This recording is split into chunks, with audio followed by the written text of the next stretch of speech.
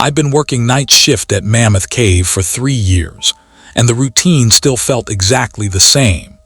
Check the gates, drive the service roads, listen to the weather radio crackling through storm warnings that almost never turned into anything serious. Stay awake enough to answer if someone called about a lost hiker or a camper who treated park closing times like friendly suggestions. It paid steadily. That was the main thing. I had about $4,000 sitting on a credit card from when my transmission died last winter, and those monthly payments weren't going to pay themselves down.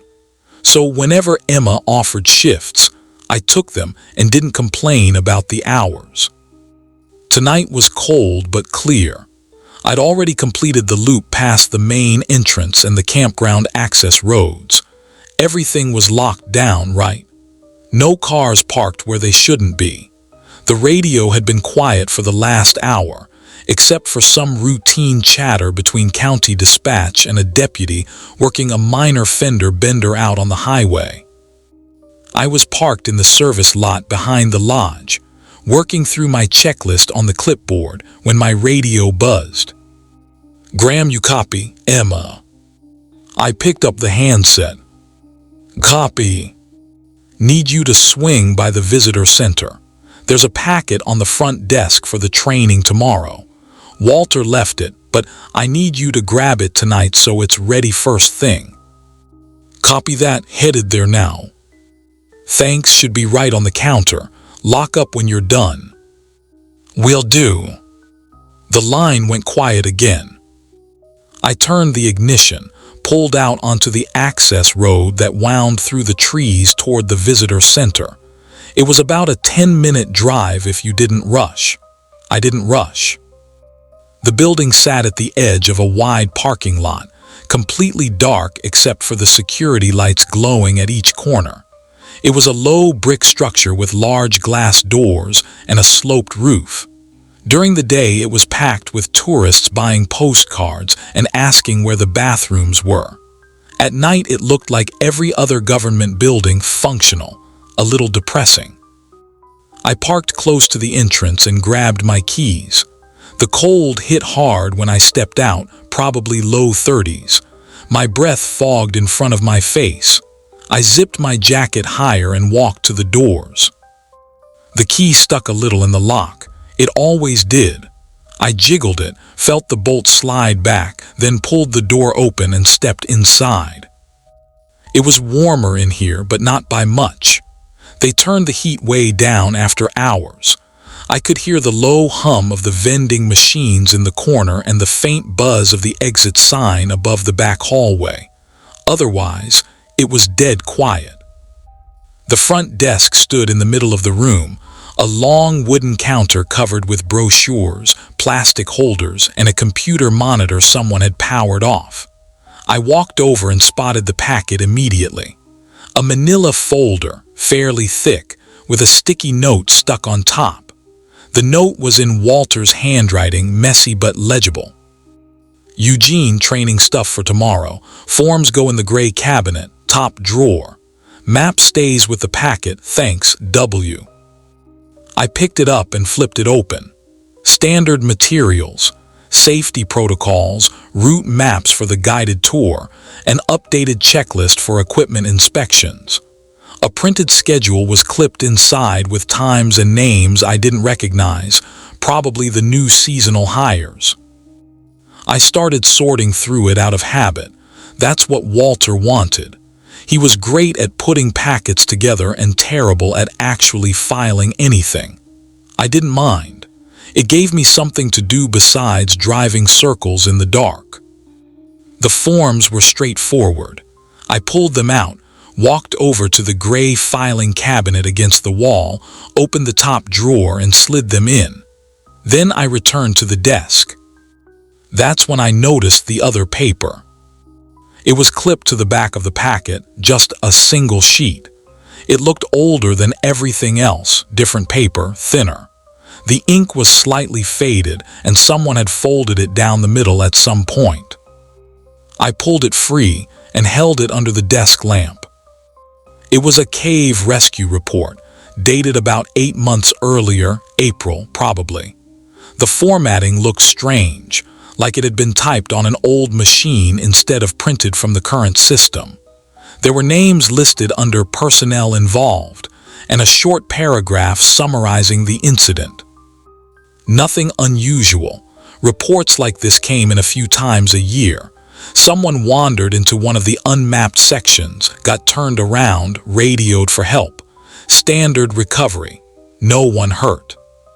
But one name kept showing up, Devon Griffin.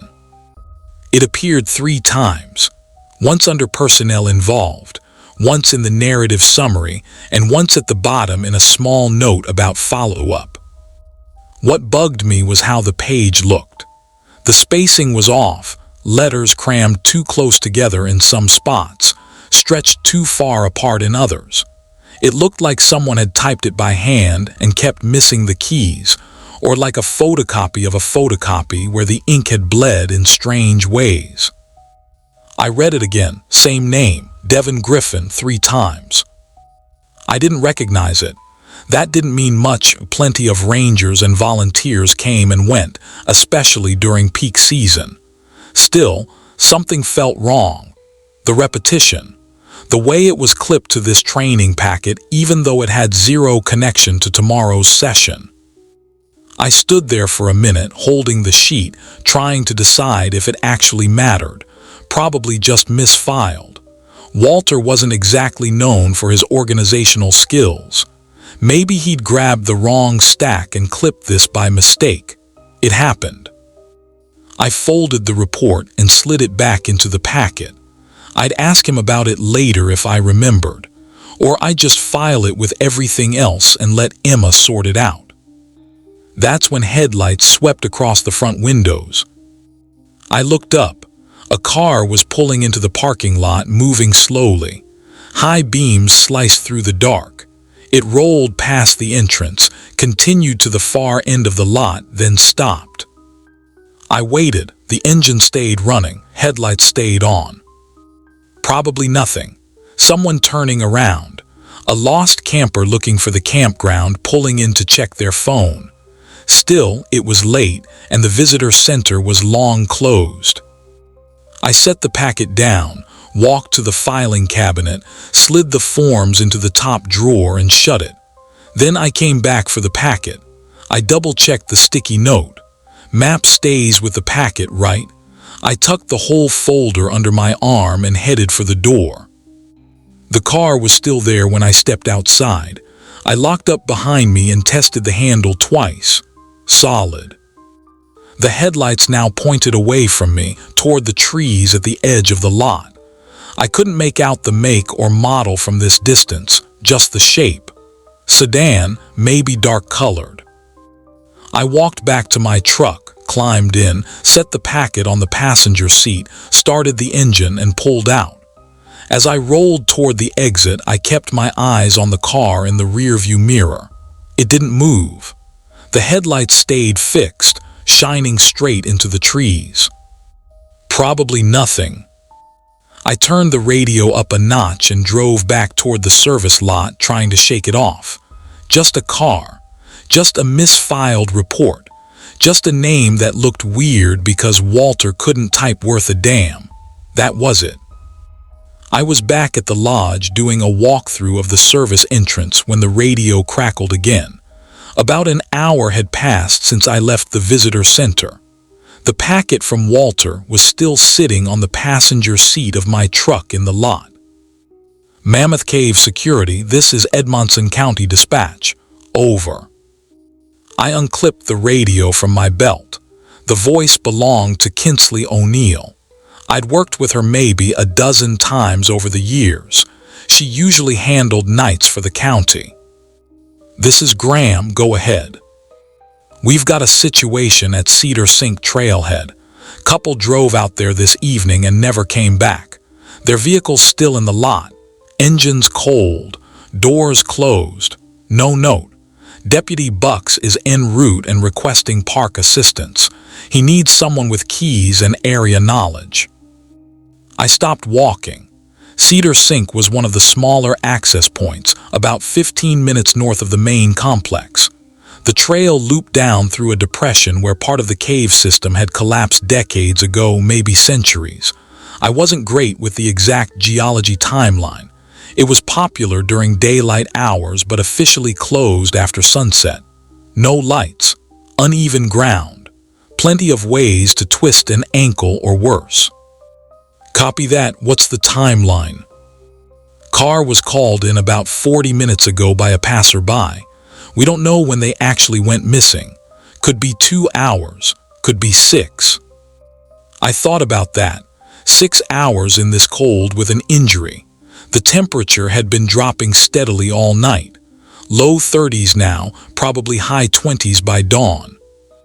I can be there in 20, I said. Appreciate it. Deputy Buck will meet you on site. Dispatch out. I clipped the radio back on my belt and headed for my truck. Waiting until morning would have been smarter in a lot of scenarios. Not this one.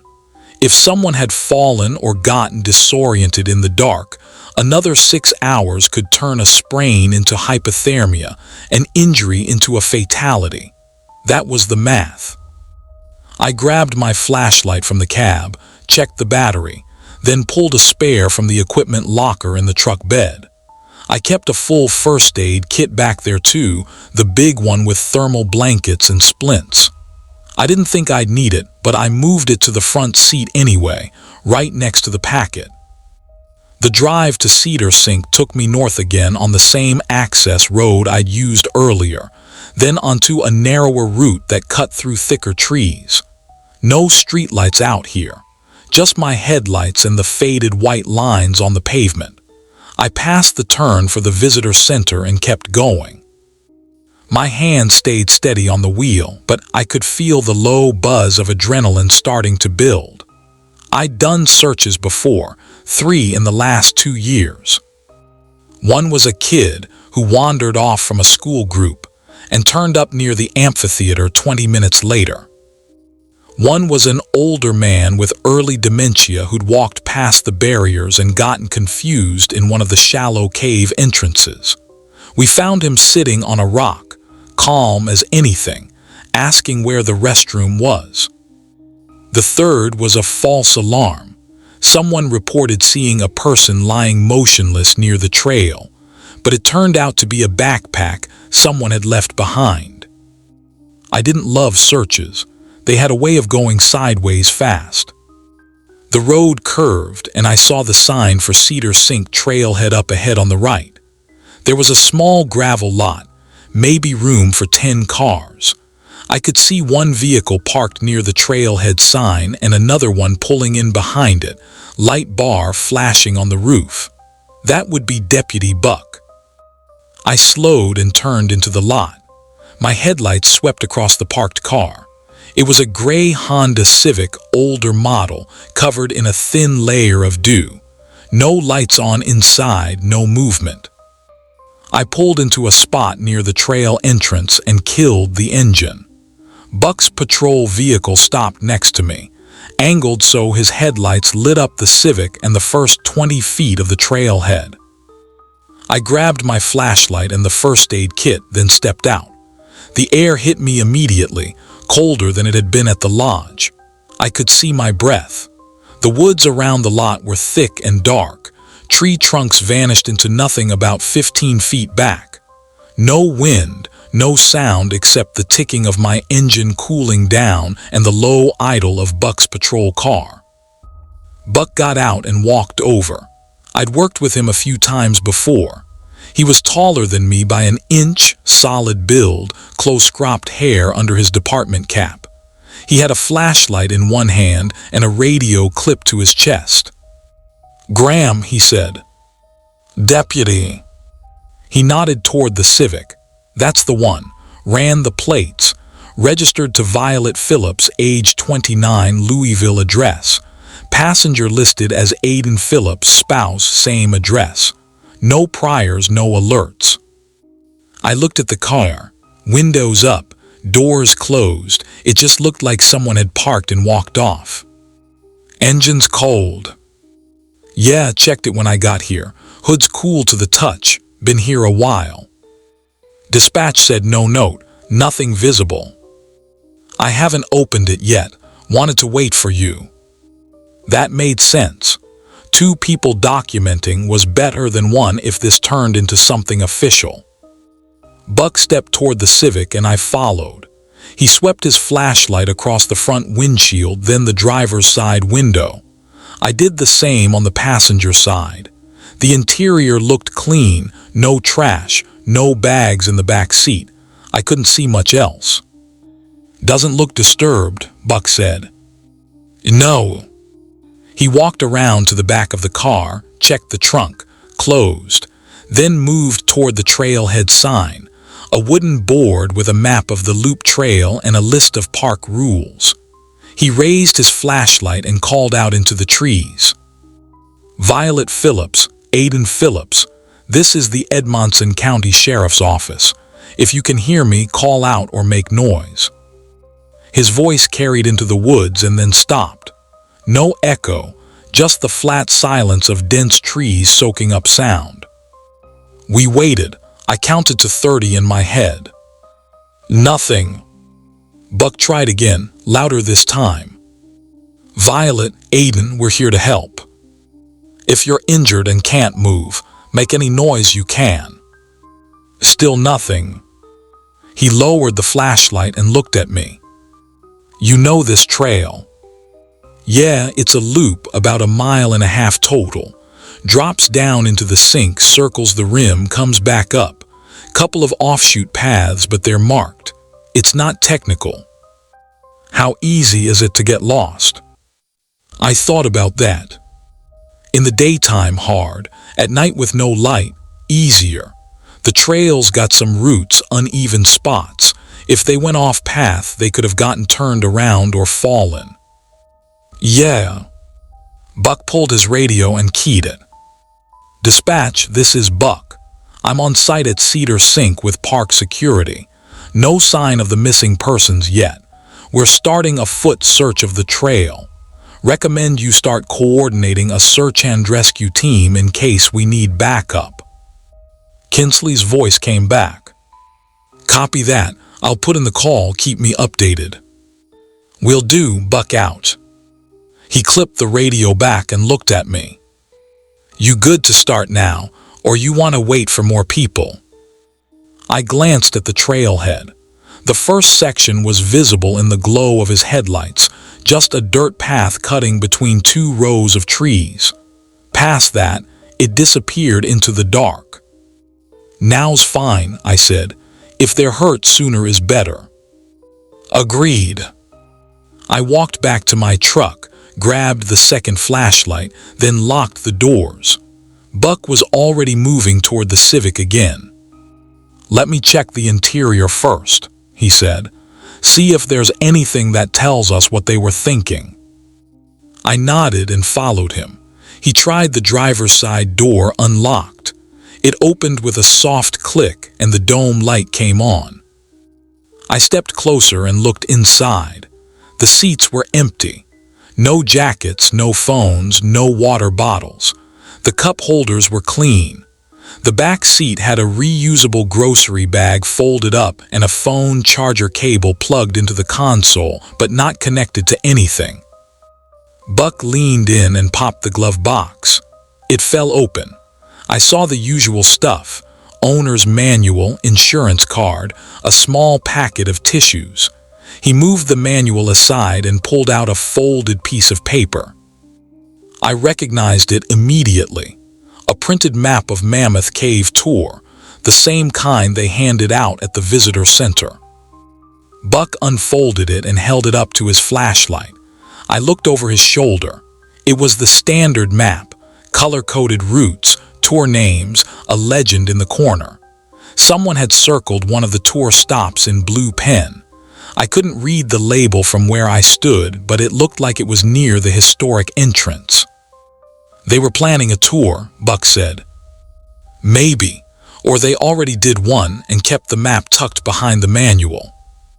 I didn't have an answer for that. People kept weird stuff in glove boxes, but yeah, It was a little odd. Buck refolded the map and set it on the dashboard. Anything else?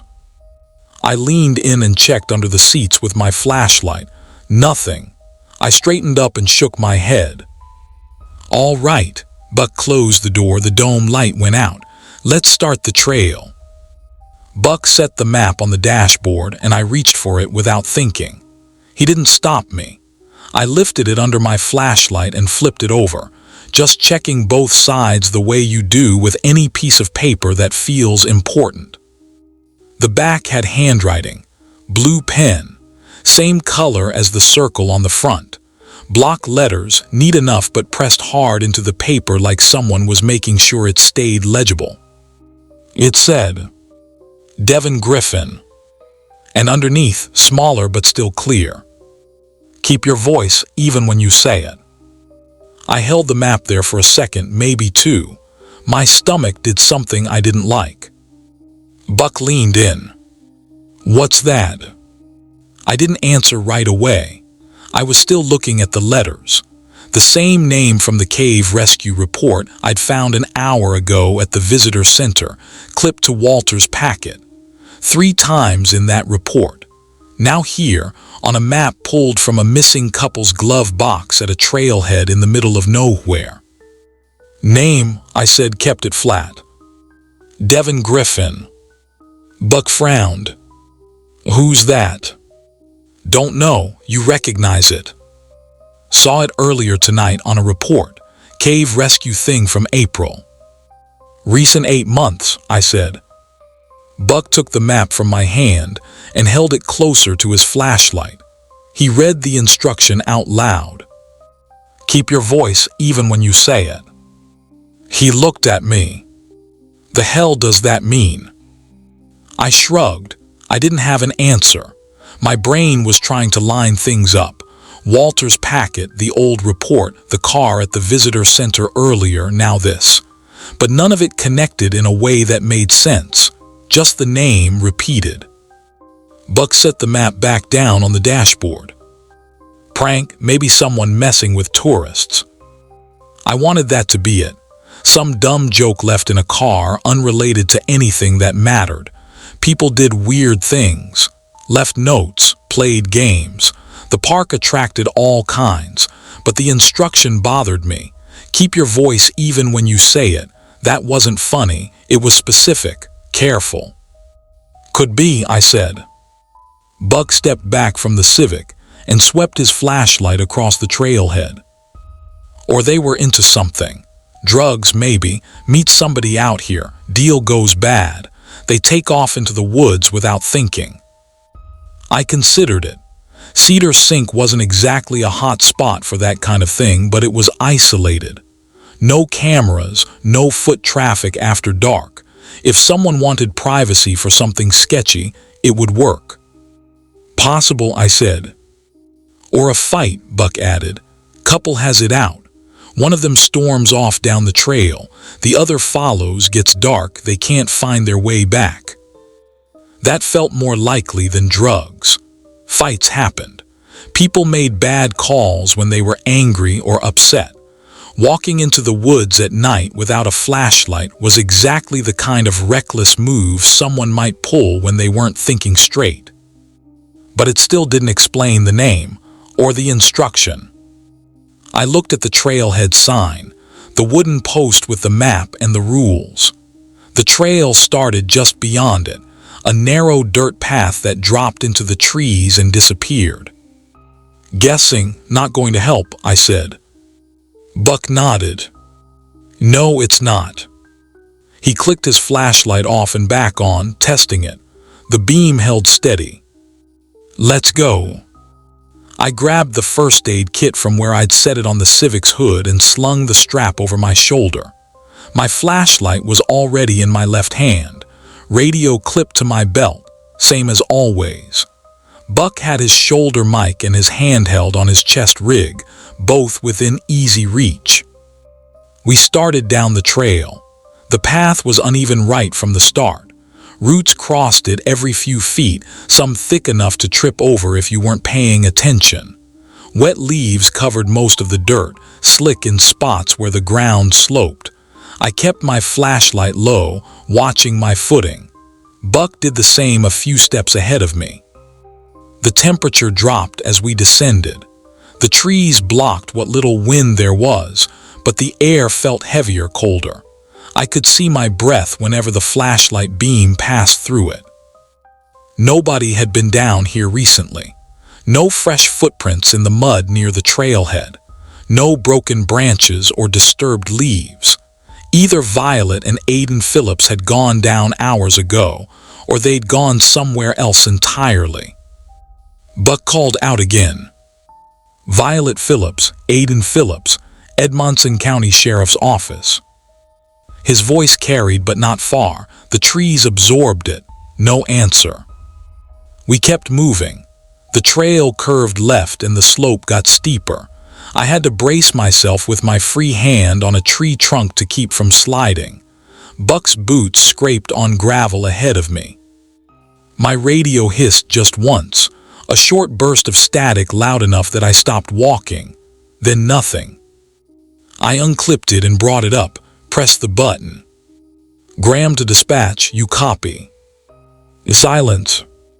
I tried again. Dispatch, this is Graham. Radio check. Still nothing. Not even static this time.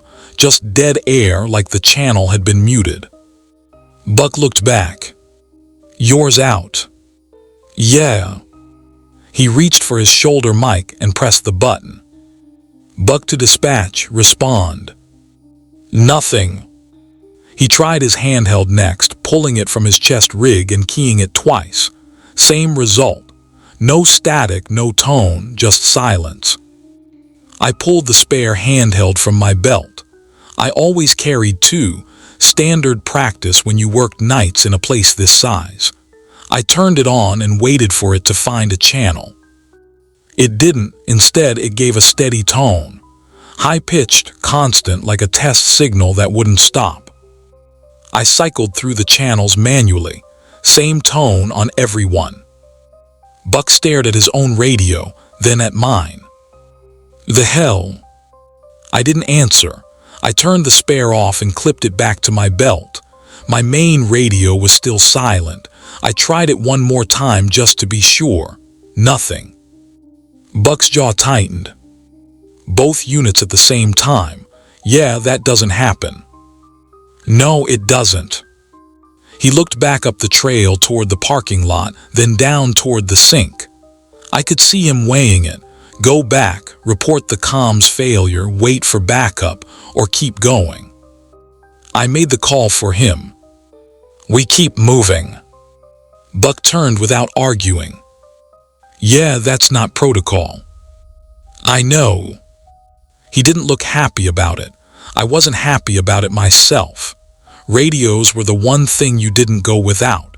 If something went wrong, injury, fall, anything, you needed a way to call it in. But turning back without checking felt worse.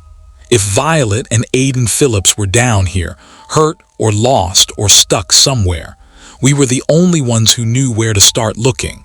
Backup wouldn't arrive for another 20 minutes minimum, maybe longer if search and rescue had to mobilize. 20 minutes was a long time if someone was bleeding or hypothermic. Buck exhaled through his nose. All right, but we stay close, no splitting up. Agreed. He started down the trail again. I followed. The trail leveled out after another 30 yards and opened into the sink. I stopped at the edge and swept my flashlight across it.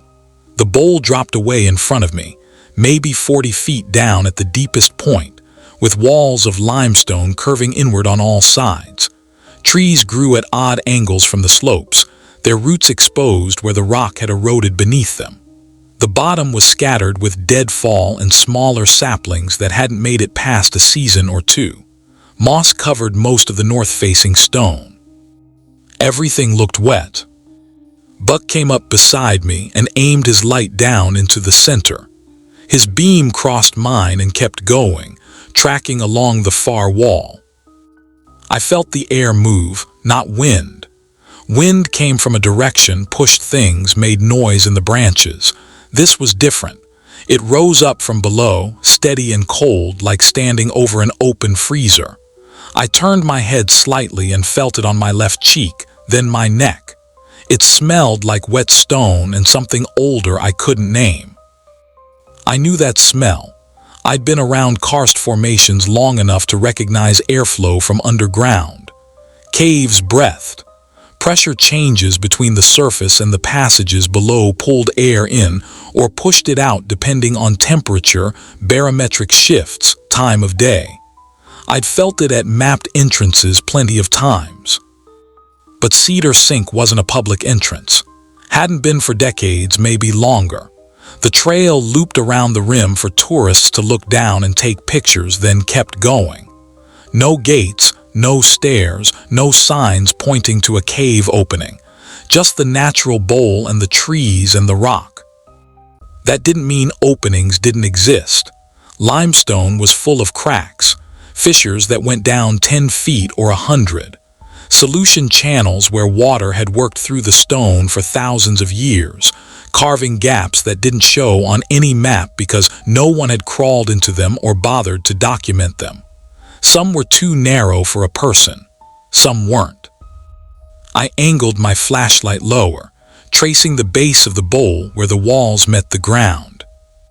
"You see anything?" Buck's voice was quiet. "Not yet." I moved the beam slowly, scanning the rock face, the debris, the spaces between the fallen branches, looking for color that didn't belong. Fabric, skin, movement. The light caught something near the eastern edge of the bowl. A low section of rock where the wall didn't curve smoothly but broke inward, leaving a gap maybe 2 feet high and 3 feet wide. The stone around it was darker, like water had been running over it recently, or still was. I kept the light there and started down the slope. Buck followed without saying anything. His boots scraped on loose gravel behind me. The descent wasn't technical, but it wasn't easy either. The ground was slick with wet leaves, and the angle was steep enough that I had to lean back to keep my weight centered. Twice, I grabbed a sapling to steady myself. The first aid kit bounced against my hip with each step.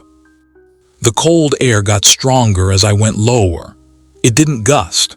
It just kept coming, steady and persistent, brushing past me on its way up. I reached the bottom and crossed to the gap in the rock, keeping my flashlight trained on it. The opening was exactly what I'd thought. A break in the limestone, irregular, sloping downward into darkness. The ground in front of it was bare stone, no leaves or dirt, just wet rock and scuff marks.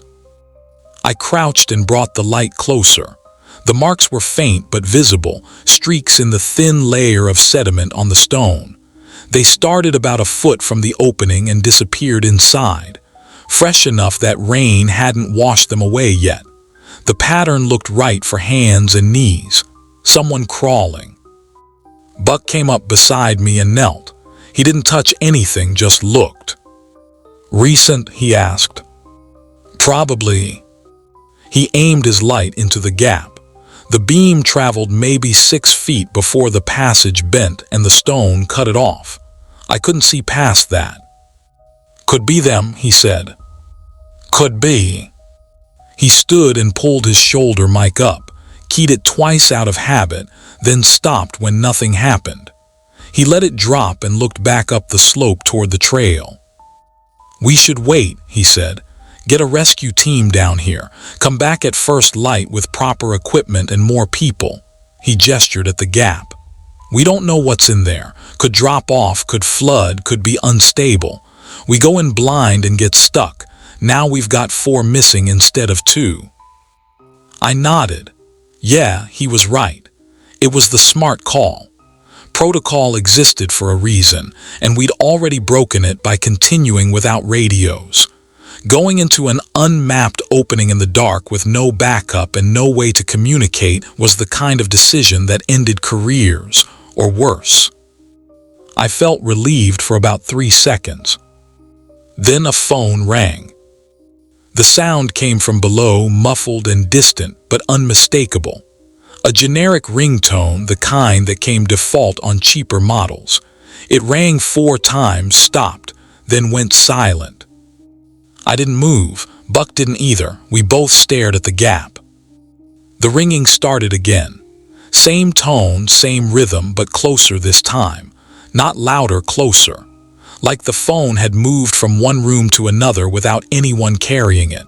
It rang twice, stopped mid-tone, then rang again from a third position, even nearer to the opening.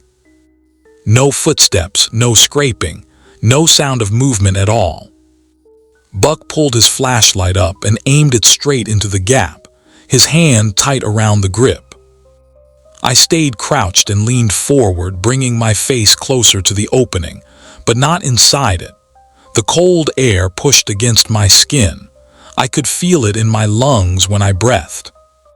"Violet Phillips," I called into the gap. My voice didn't echo. The stone swallowed it. I kept my tone even, steady. I didn't know why that mattered, but the note had said to keep your voice even when you said the name, and I figured maybe it applied to everything down here. "Aiden Phillips." Nothing. I waited 10 seconds, 15. Then something answered. The voice came from deeper in the passage, past the bend where my flashlight couldn't reach. It matched the length of what I'd said, same cadence, same number of syllables, but I couldn't hold on to the words. I heard them. I knew I heard them. But the second they registered, they slid away like trying to remember a dream 5 minutes after waking up. The shape was there, the feeling of it, but the content was gone. I opened my mouth to call again and stopped. The thing down there was listening, and it was learning. I stepped back from the gap. Buck did the same. We didn't say anything for probably 10 seconds. Just stood there staring at that opening with our flashlights aimed at wet stone and the bend we couldn't see past. My heart was doing something uncomfortable in my chest, and my hands felt cold even through my gloves. Buck moved first. He backed up another 2 steps, turned his light away from the gap, and swept it across the floor of the sink. "We need to mark this," he said. His voice came out tight. "Get back up top. Call it in from somewhere that works." I nodded. Made sense. We couldn't do anything down here without backup, working radios, and someone who knew what they were walking into. I looked around for something to use as a marker, a branch, a rock formation, anything obvious enough we could describe it to a search team. There was a fallen birch trunk about 6 feet to the left of the gap, pale bark standing out against the darker stone. "That log," I said, "gap's directly right of it." Buck glanced over, confirmed it with his light. "Yeah, good." We started back across the bottom of the sink toward the slope we'd come down. I kept my flashlight low, watching for roots and loose stone. The cold air followed us. I could still feel it on the back of my neck even after we started climbing. The trail going up was worse than coming down, steeper when you're fighting gravity. I grabbed a sapling with my free hand and pulled myself up the first section, boots slipping twice on wet leaves. Buck was a few steps ahead doing the same thing, breathing harder than before. The first aid kit kept bouncing against my hip, and I had to adjust the strap to keep it from sliding off my shoulder. We were maybe 15 feet up the slope when Buck's flashlight died. Not flickered, not dimmed, just gone. 1 second the beam was there, cutting through the dark ahead of him.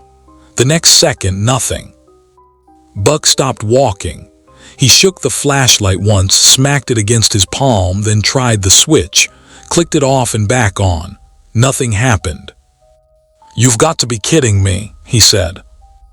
I stopped a few steps below him and aimed my light up so he could see the trail ahead. "Battery." It was full when we started. He unscrewed the back anyway and tilted it toward my beam.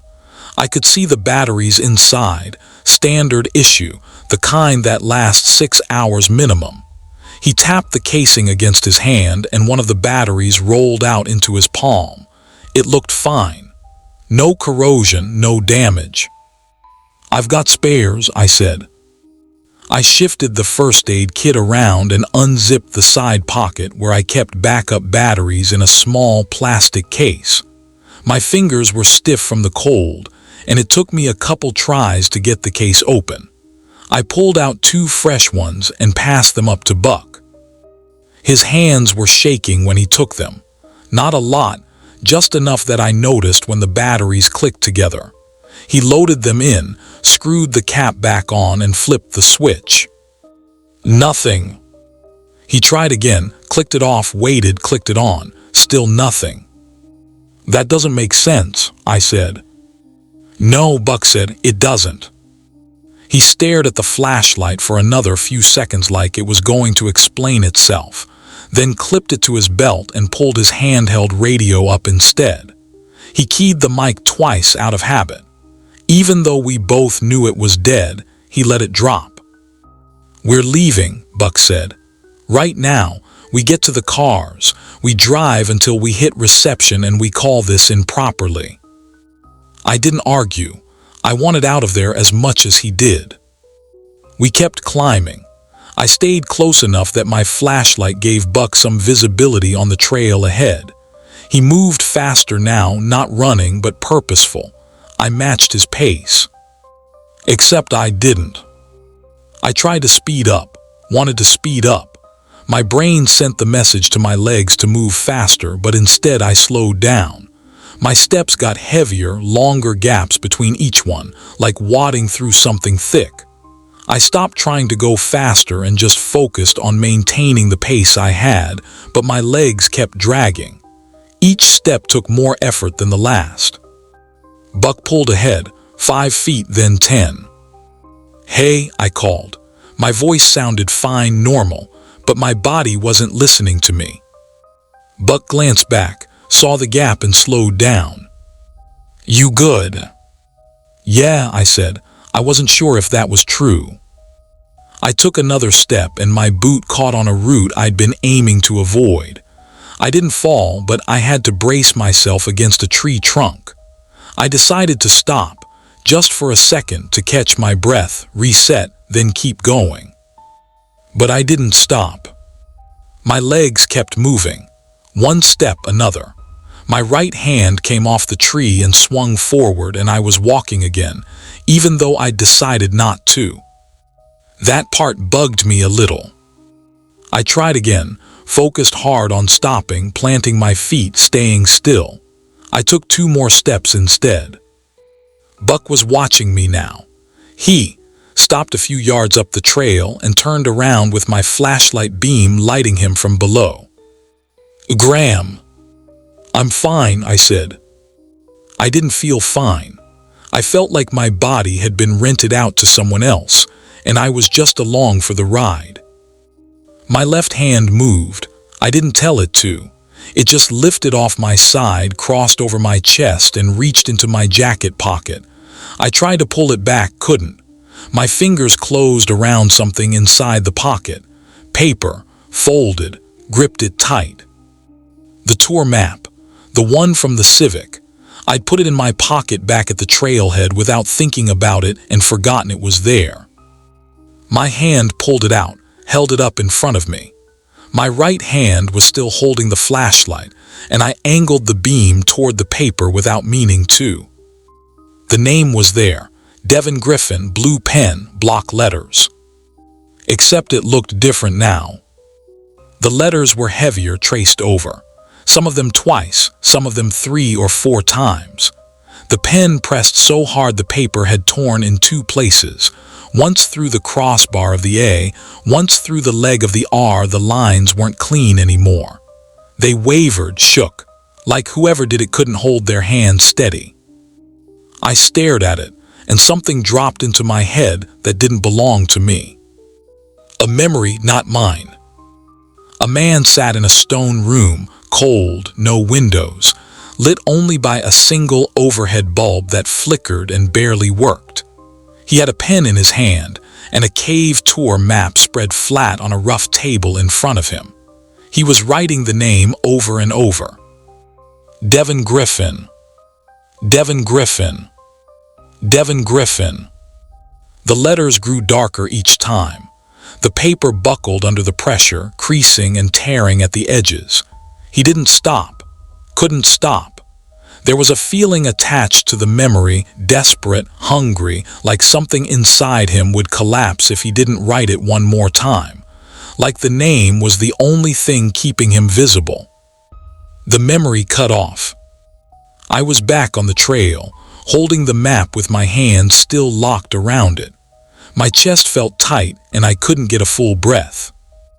Buck was next to me. I didn't see him move, but he was there. "What is that?" I didn't answer, couldn't. My throat wasn't working right. Buck took the map from my hand. I didn't resist. He looked at it under my flashlight, then looked at me. "This wasn't like this before." "No," I managed. "Someone did this between the car and now." "I don't know." That was true. I didn't know, but I had a guess and I didn't want to say it out loud. Buck folded the map and shoved it into his jacket. "Move now." I moved. This time my legs cooperated.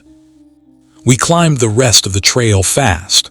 Buck didn't look back and I didn't slow down. My lungs burned by the time we hit the top and the ground leveled out near the trailhead. I could see the parking lot through the trees. The Civic still sitting there, Buck's patrol car next to it, my truck at the edge near the path entrance. Buck went straight for his patrol car. He grabbed the driver's side handle and pulled. The door didn't open. He tried again. The lock popped up. I heard it click, but the door stayed shut like it was welded. "No," Buck said. He moved to the back door. Same thing, lock disengaged, door wouldn't budge. I went to my truck, pulled the handle on the driver's side. The lock clicked open, the handle moved, the door didn't. I tried the passenger side, same result. Buck was back at his patrol car trying the trunk. It wouldn't release. I pulled my phone out of my pocket. The screen lit up when I tapped it. Signal showed 0 bars, but that wasn't new. We didn't get reception out here most of the time. I unlocked it and pulled up my contacts to find Emma's number so I could try anyway. The names were wrong. Emma Perez had been replaced with a string of numbers, not a phone number, just digits. 3,972,614. I scrolled down. Every name was gone, replaced with numbers, different sequences. None of them made sense. I tapped Emma's entry, or what used to be Emma's entry. The numbers rearranged while I watched, shifted into a new sequence. 88,035. I closed the app and opened it again. The list reloaded. The numbers were different now. Buck was still yanking on his car door. I looked at him and he looked at me, and neither of us said anything for a long time. I stopped at the edge of the parking lot, breathing hard, bent forward with my hands on my knees.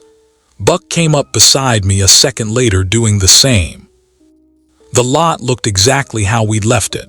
Buck's patrol vehicle under the security light, the gray Civic next to the trailhead sign, my truck parked at an angle near the path entrance. No movement, no sound except our breathing and the wind pulling through the trees. I straightened up and turned my flashlight toward my truck. The beam hit the driver's side window and I saw my reflection staring back, pale, tired, older than 32. I blinked for just a second, maybe less. There was another face layered over mine in the glass, older, gaunt.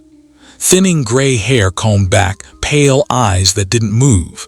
It was there and then it was, like a double exposure that snapped back into focus. I stepped back from the truck. Buck noticed. "What?" "Nothing," I said. My voice came out flat. Buck looked at the window, then at me. He pulled his dead radio off his chest rig and shook it once, then clipped it back. "We need to call this in now." I nodded. "Your truck radio working?" he asked. "Should be," I said. "It's a different system-mounted unit." Buck walked to my truck and tried the door handle. Locked. He looked back at me. "Keys." I reached into my jacket pocket and my hand brushed the folded map. I pulled my hand back out without the keys. Buck waited. I tried again. This time I got the keys and tossed them to him. He caught them, unlocked the door, and leaned inside to reach the radio mounted under the dash. He keyed the mic. Static came through, then nothing. He tried again, same thing. He pulled back out and looked at me. "Dead." "That's not possible," I said.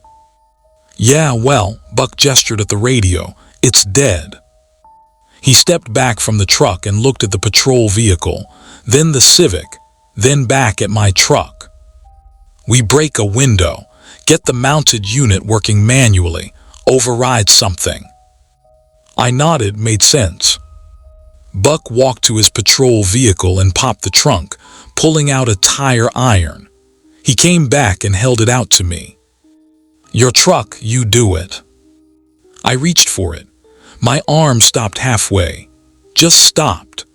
My elbow locked and my fingers opened by themselves, and the tire iron dropped onto the gravel between us with a metal clank that echoed across the lot. Buck stared at my hand. "Graham." I tried to bend down and pick it up. My knees didn't move. My left hand lifted without me telling it to. It went to my jacket pocket, pulled out the folded map, and pressed it flat against my chest. My palm spread wide over the paper, like I was protecting it, like I was holding something valuable. I wasn't doing that. Buck took a step back. "What the hell are you doing?" "I'm not," I said. My hand stayed pressed to my chest. I could feel the map through my jacket and shirt, could feel the pen indentations where the name had been traced over and over. My hand wouldn't move. I told it to drop the paper. It didn't listen. The problem wasn't just Violet and Aiden Phillips anymore. My body was part of it now. I focused everything I had on my right hand, forced it to move. It took 3 seconds, but my fingers finally bent and reached across my chest toward the map. My left hand resisted, gripping tighter, but my right hand got under the paper and pried it away. My left hand let go all at once and dropped to my side. I unfolded the map with shaking fingers and aimed my flashlight at it. The name was still there, Devon Griffin, traced so many times the paper had torn. I made myself look at each letter. Devongriffin. I went through it twice, slow, like I was reading it to someone who couldn't see. The pressure in my chest started to ease. My left hand twitched but stayed down. I looked back at the truck window. My reflection stared back, just me this time. The older face was gone. I had maybe a minute before it came back.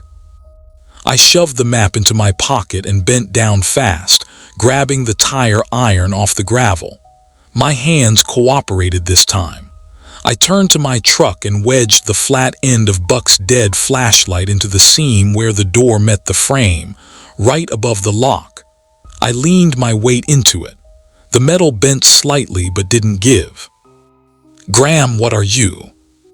"Help me," I said.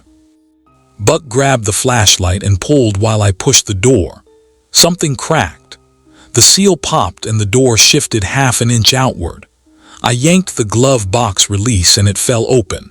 Registration, insurance card, a tire pressure gauge, and under those a stack of tour brochures I'd picked up last month to hand out if anyone stopped me on the access road asking for directions. I pulled the brochures out. 6 of them, glossy paper with photos of the cave entrance and a list of tour times. Buck looked at me like I'd lost it. "What are you doing?" "Making smoke," I said. I walked to the back of my truck and crouched next to the rear tire. Buck followed. I stacked the brochures under the tire where the rubber met gravel, then looked up at him. "You have a lighter." He stared. "You're going to burn those?" "Yeah." "Why?" "We need smoke, something visible in case someone's looking." That wasn't the real reason, but I couldn't explain the real reason because I didn't fully understand it myself. I just knew we needed something sharp and wrong, something that would push back against whatever was sitting in the woods watching us. Buck pulled a cheap plastic lighter from his jacket pocket and handed it down. His hand was steadier than mine. I flicked it twice before it caught. The flame was small and orange. I held it to the edge of the bottom brochure, and the glossy paper resisted for a second, then curled and blackened. The flame spread slowly, releasing thick gray smoke that smelled like burning plastic and chemicals. I shoved the lighter back at Buck and stood up fast, stepping away from the tire. The smoke rose in a column, then bent sideways as wind caught it, but it didn't blow away. It hung low and thick, drifting toward the trailhead. The air pushed back. I felt it, the same cold airflow from the sink, steady and wrong, moving up the trail and into the parking lot like something exhaling. The smoke hit the airflow and twisted, spreading wider, filling the space between my truck and the Civic. Something moved at the edge of the lot. No footsteps, no sound, just movement in the dark past the security lights. I turned my flashlight toward it, but the smoke was too thick now. The beam diffused into a gray haze that showed nothing. Buck pulled his sidearm, didn't point it, just held it low and ready. The smoke thinned for a second. Through the gap, I saw two figures standing next to the trailhead signboard, a woman and a man. The woman had long, dark blonde hair and a fleece jacket. The man wore a windbreaker. Their faces were blank, flat, no expression. Their eyes caught my flashlight beam and reflected it back like animals. Violet Phillips, Aiden Phillips, standing exactly where they shouldn't be. I blinked. The lot snapped back empty. Just the sign, the Civic, the smoke still rising from under my tire. Buck saw it too. His gun came up halfway, then lowered. "We're leaving now." My truck door was still wedged open. I grabbed the handle and pulled hard. The frame groaned and the door swung wide, the interior light flickering on. I threw myself into the driver's seat and Buck ran around to the passenger side, yanking that door open and climbing in. He slammed it shut and locked it. I shoved the key into the ignition and turned it. The engine started immediately. The headlights flicked on. The beams cut through the smoke and lit up the empty lot. Normal trees at the edges, gravel under the tires, no figures, no movement. I threw the truck into reverse and backed up fast, gravel spraying. I spun the wheel and shifted into drive, heading for the access road. The headlights swept across the Civic one last time as we pulled away.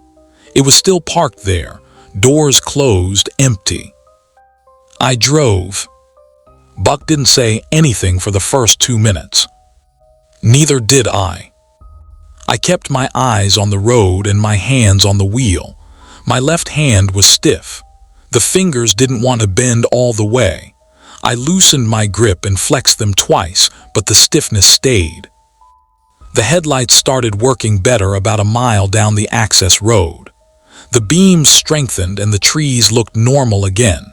Just trees, no shapes between them, no airflow pushing back. Buck tried his handheld radio, still dead. He tried his shoulder mic, same thing. 3 miles later, we hit a ridge with higher elevation and Buck's shoulder unit crackled to life mid-static. He keyed it fast. "Dispatch, this is Buck. You copy?" Kinsley's voice came through with interference, but clear enough. "Copy, Buck. Go ahead." We need search and rescue at Cedar Sink. Full team, and I need a second unit out here now. Copy, what's the situation? Buck looked at me. I kept driving. 2 missing persons last seen at the trailhead, he said. Comm failure in the area. We're clear now, but the whole site's compromised. I want backup before anyone else goes down there. Understood. I'll coordinate County SAR and get another deputy rolling. ETA 40 minutes. Copy.